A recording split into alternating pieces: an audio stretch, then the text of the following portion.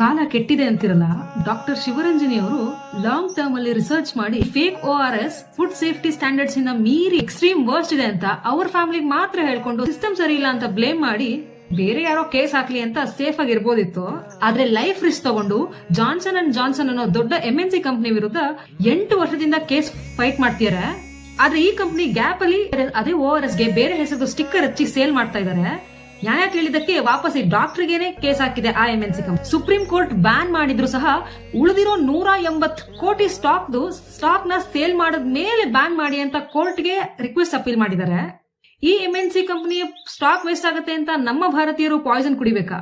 ಇಷ್ಟೆಲ್ಲ life risk ತಗೊಂಡು ವರ್ಷಗಟ್ಲೆ ಕೇಸಿಗೆ ಹೋರಾಡಿದ್ರು ಇವರ ಹೆಸರು ನಮ್ಮ ಪ್ರಜೆಗಳಿಗೆ ಗೊತ್ತಾ? ಮತ್ತೆ ಅದೇ ಇಂಥದ್ದೇ ಪ್ಯಾಕೇಜ್ ಡ್ರಿಂಕ್ ನ ಇನ್ನೊಂದ್ ಹೆಸರಲ್ಲಿ ಕುಡಿತಾರೆ. ಡಾಕ್ಟ್ರೇ, ನೀವು ಬೇರೆ ಸೆಲೆಬ್ರಿಟಿ ತರ ಪ್ರಾಡಕ್ಟ್ ತಗೊಳ್ಳಿ ಅಂತ ಪ್ರಮೋಟ್ ಮಾಡಿದ್ರೆ ಎಷ್ಟು ದುಡ್ಡು ಬಂದಿರೋದು? ನಿಮ್ಮ ಲೈಫ್ ರಿಸ್ಕ್ ತಗೊಂಡು ದುಡ್ಡು ಹಾಳು ಮಾಡ್ಕೊಂಡು ಇವಾಗ್ಲೂ ಕೋರ್ಟಿಗೆ ಕಲಿತಾ ಇದ್ದೀರಾ. ಭಾರತೀಯರ ಆರೋಗ್ಯ ನಿಮ್ಮ ಒಬ್ಬರ ರೆಸ್ಪಾನ್ಸಿಬಿಲಿಟಿ ಮಾತ್ರ ಡಾಕ್ಟ್ರೆ? ಎಷ್ಟು ಜನಗಳಿಗೆ ಈ ನಿಸ್ವಾರ್ಥ ಹೋರಾಟ ಗೊತ್ತು? ಎಷ್ಟು ಮೀಡಿಯಾ ಚಾನೆಲ್ಗಳು ಈ ನ್ಯೂಸ್ ನ ರಿಪೋರ್ಟ್ ಮಾಡ್ತವೆ? ಕೊನೆ ಪಕ್ಷ ಈ ಸೋಷಿಯಲ್ ಮೀಡಿಯಾದಲ್ಲಾದ್ರೂ ನಮ್ಮ ಪ್ರಜೆಗಳು ಈ ವಿಷಯನ ಶೇರ್ ಮಾಡ್ತಾರಾ? ಇಲ್ಲಿ ತನಕ ವಿಡಿಯೋ ನೋಡ್ತಿದಾರಾ?